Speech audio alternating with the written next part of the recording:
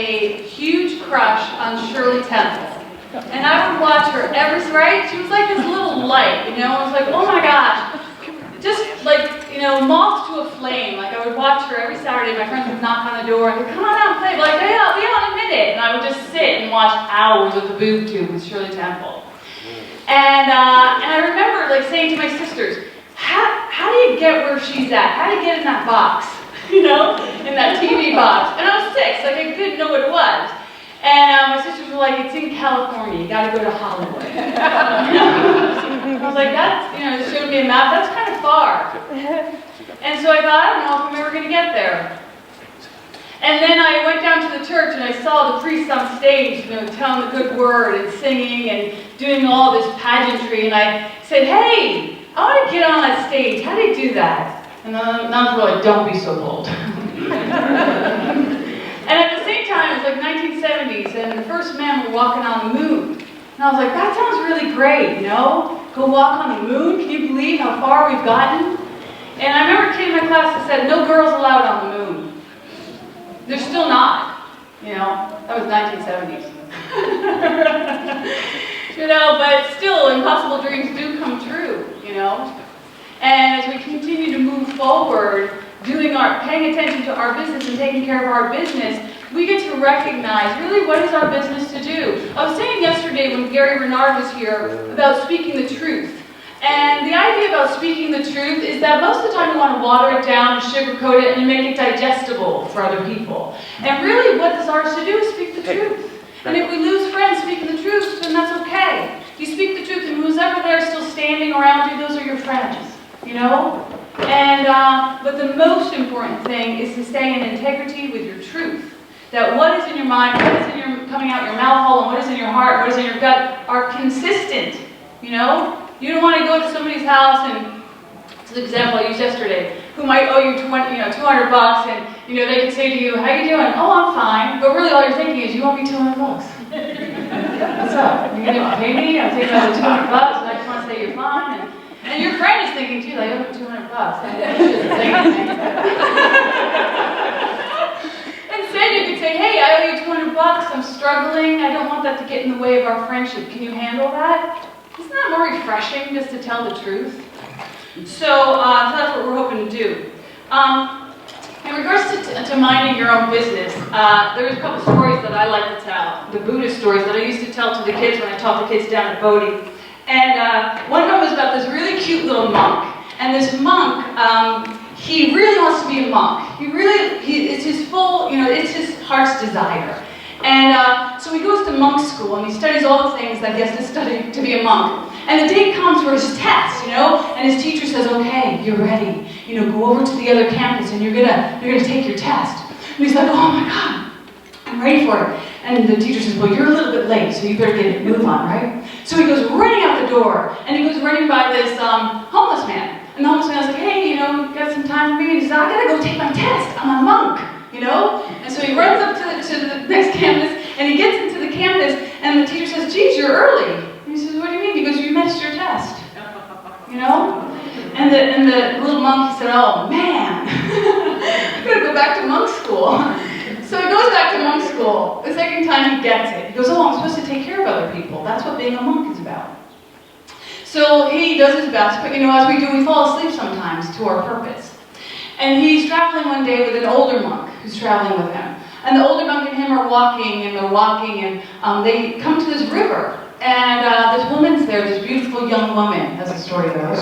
And she says to them, I need help crossing the river. Can you help me cross the river? And the older monk goes right over and picks her up and crosses her to the river. It took him about 10 steps to do it. And the younger monk, he's a monk. He's a perfect monk. And the monks are not allowed to touch women. Did you know that? Do you know why they're not allowed to touch women? You don't? Well, you should Google it and come back next week and tell us. Okay? Whoever brings that back is the winner next week. So they're not allowed to touch women. So they start walking again. And the younger monk, he's like, I cannot believe you touched her. We're not allowed. That was the vow. We took it together. And I'm a good monk and you're a bad monk. And the older monk, he doesn't say anything. They keep walking. 2 miles or 3 miles, and the younger monk goes again, God, I don't know what we're going to do when we get back to the ashram, because I'm going to have to tell on you because you touched that woman. You were a bad monk, and I'm a good monk. And the older monk still doesn't say anything, and they keep walking, and again, the younger one comes to me, he's like, I just cannot believe it. We took a vow. You don't remember the vow because you broke the vow. It wasn't important to you. It was important to me. I took the vow. You didn't take it. You broke it. It didn't mean anything to you. And you touched the woman, and now who knows what's going to happen for you. I don't even know if I can call you a monk.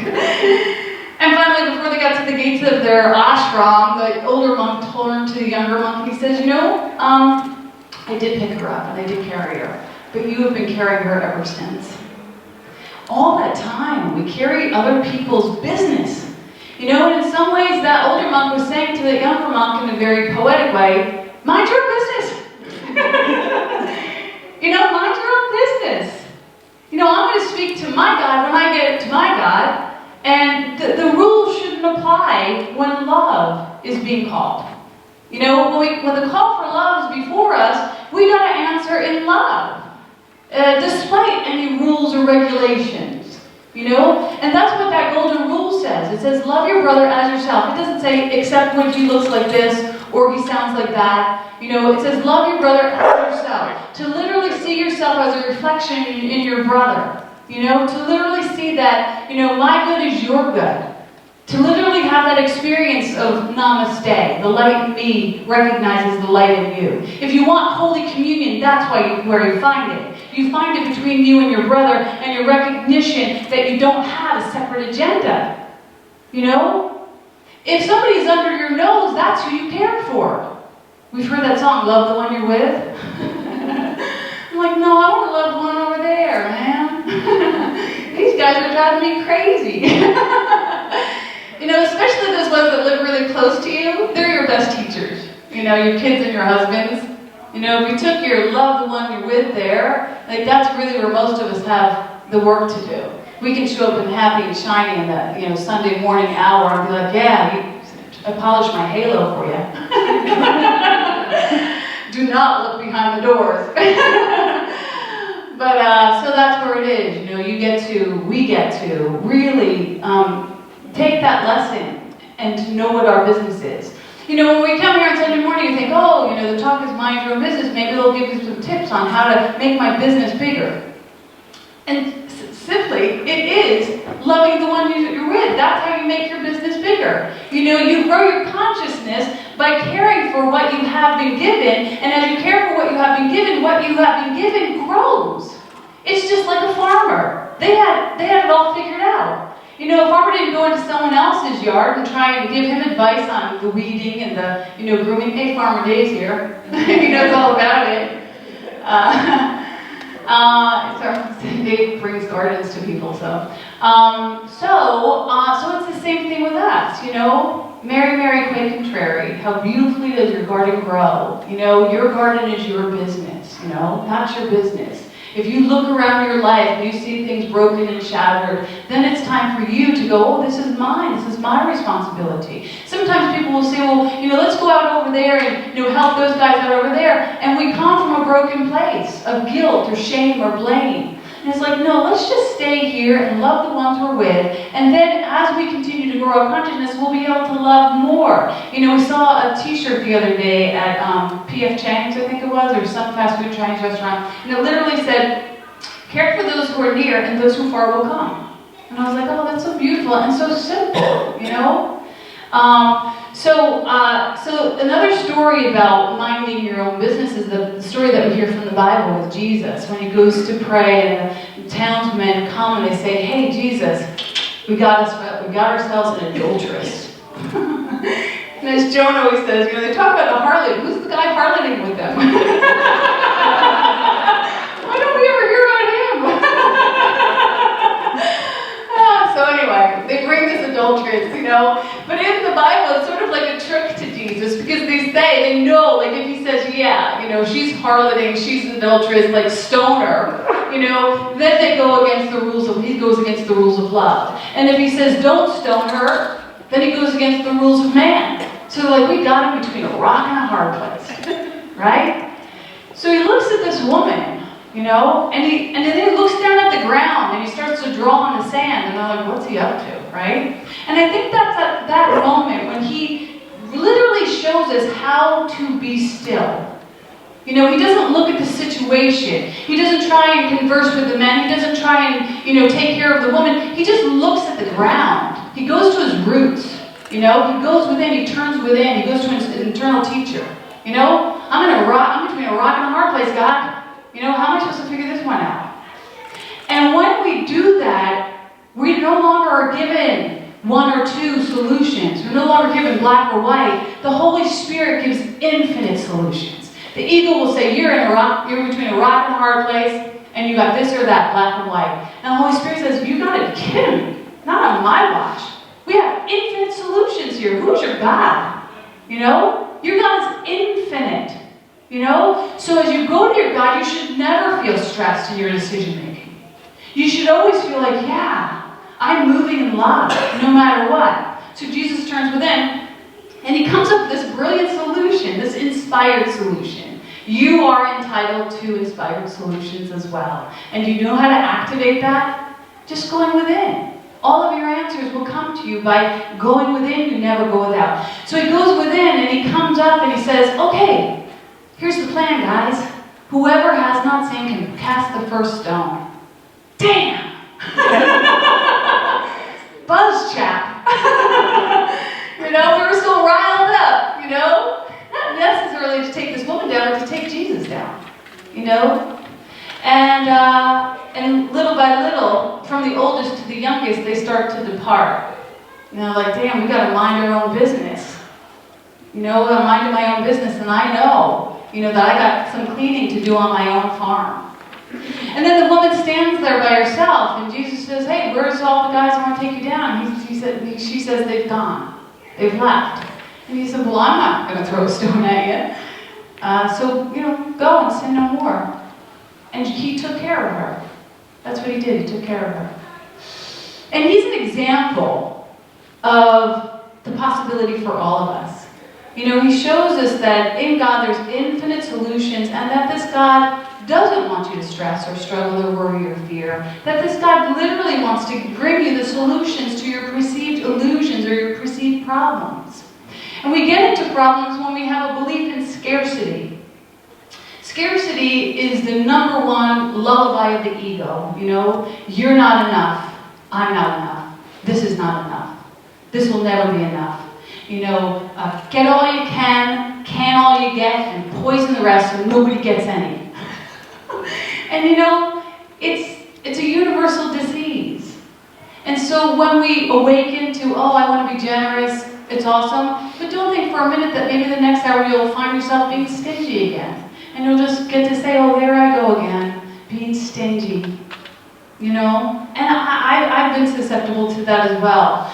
And sometimes, just recently somebody asked me something to do, and I just felt like, gosh, I don't know if I want to be so generous in that way. And I got to look at, I feel like there's not enough there. And instead of going in my head and running that story and trying to figure out black and white, not only do I get to go into my God and say, God, what would you have me do?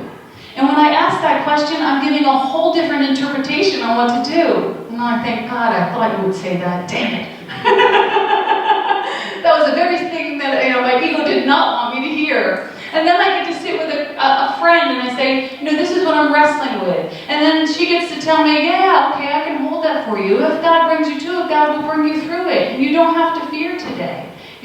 This is where you actually get to grow your consciousness. You don't think for a minute that as you take care of your field that it won't continue to grow and prosper and grow and prosper and grow and prosper. And if you are hoarding and holding on to this little, spot of monopoly, you're going to get stuck there. When God has so much more better for you. Because God always expands into greater consciousness. Do you get what I'm saying?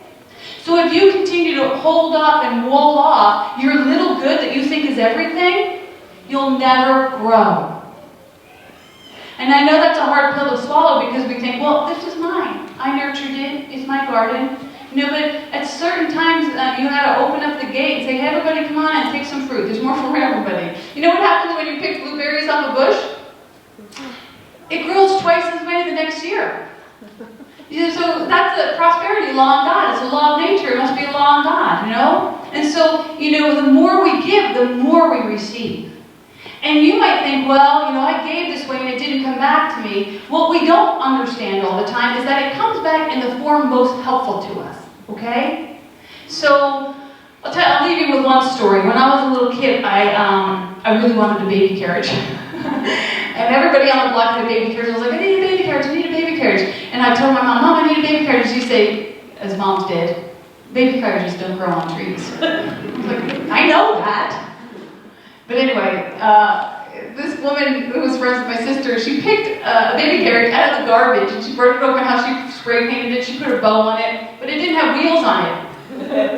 Her name was Maureen Muldoon. She's like, Maureen? There was the only other Maureen in there. She's like, I think you can ask your daddy to put wheels on it. And I was like, I don't want to ask my dad anything. I was so scared of my dad. He was like this big guy, and there was like 5 older sisters, and when he came home, I was like, oh, a man! So I didn't ask him. Instead, I picked up the baby carriage. When I saw the baby carriage parade go by, I picked up the baby carriage and I went running down the block with the baby carriage, and it was like kicking me back, you know, on my shins, and my, you know, shins are bleeding, and my sisters are on the front porch going, "You need wheels," and I was like, "I don't need wheels. I can do this." So, you know, I came home bloody and sad, you know. And I think my mom took pity on me, and at Christmas I got a baby carriage for Christmas. And I was like, it glowed on Sunday, Christmas morning, like it had its own halo, you know? And I was like, oh. And the kid down the block from me came over, and her parents were going through a divorce, and she was eyeing my baby carriage. You know, she's like, I want to play with it. And I was like, no. And my mom from the kitchen was like, let her play with your baby carriage. I was like, oh. Had to share it. And then my mom pulls the Jesus card on me. She's like, hey, come here. Pull in the kitchen, the squeaky kitchen door. She's like, you know, Jenny's pretty sad. I go, yeah. She goes, we should probably make her happy. I go, yeah. And she goes, well, what do you think? I go, we could buy her candy. She goes, how about you give her your baby carriage? And I was like, hells to the no! My baby carriage! I was like, what are you, crazy? She's like, Jesus says if you give something away, it returns to you tenfold. I'm like, what does that mean? She goes, 10 times better. I'm like, I don't want 10 times better. This is the one. This is all I want. I don't want better. I don't want more. I want to hoard this off and keep it to myself. Who cares if James' parents are going through a divorce? Well, when my mom pulled the Jesus card, like she won, you know? And the baby carriage went out the door into the Volkswagen, and they pulled off down the street. And that was the lesson. That was the lesson my mom was brave enough to teach me as a mother. Am I brave enough to teach my kids that lesson? No. So I'm working on it, but you know, we want to like helicopter mom our kids and give them everything and never teach them the bigger lesson. So in 8th grade, I was invited to this boy-girl party, and we went to Catholic school, and we all wore these uniforms. And I had hand-me-downs, and I was a run to the family, and my sisters, you know, I tried on their clothes for the cool kid party, and everything looked ridiculous on me. You know, I was like shimmying it up, and I was like, oh, I can't go to this party. I have nothing to wear, you know? And I hear my mom's voice say, Maureen, come downstairs. So I come downstairs, and she's glowing, like she's standing in the front of the house, and she's like, tenfold, tenfold. And I'm like, what are you talking about? She opens the door, and Kathleen Campy, the little kid from up the block, she has 6 older brothers, and she's the little runt of the thing. She's the kind of girl that they tossed up in the air at her cheerleading practice, you know? She was the mascot. She has a baby stroller at the bottom of my stairway. And it is the Cadillac of baby strollers. And my mom's like, look at this. And I'm like, who gives a?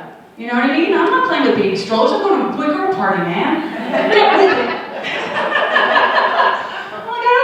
was like, whatever. She goes, go look inside. Like there was a baby inside. And I was like, okay. And I go down, and it's a whole wardrobe of clothes that were only worn by one girl who was my size. And I got to go to that party. And I'd like to tell you that at that party, my life changed, and I suddenly became cool and kissed the cute boy, but no. I sat on the other side of the pool table, and I watched boys and girls play 7 Minutes in Heaven. But, you know, I was there, and I felt good. And God had delivered to me what was mine by the right of my consciousness. And that's the kind of the mathematics that worked for us today. You know, given those places that seem like you want to get stingy. You know, because this is not some special math. This is actually works for all of us today. And I promise you, if you activate the principle of tenfold, you will no longer have to mind your business, because God will be minding your business, and you will be happy and joyous and free. And that's the word.